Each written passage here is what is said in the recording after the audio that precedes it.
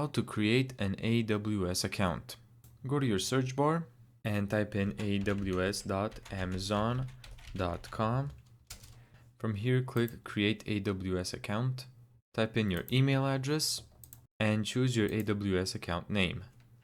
From here, click Verify Email Address and then go to your emails. Copy paste this verification code. Click Verify. Here you can choose your password. And let's continue. From here, fill in the information.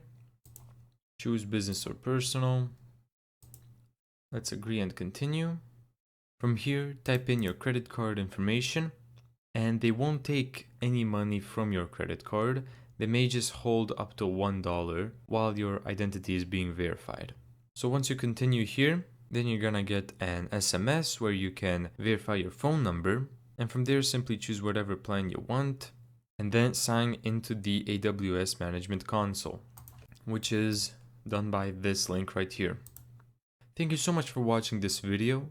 If you found this tutorial helpful, make sure to give it a thumbs up and subscribe. And as always, see you in the next video.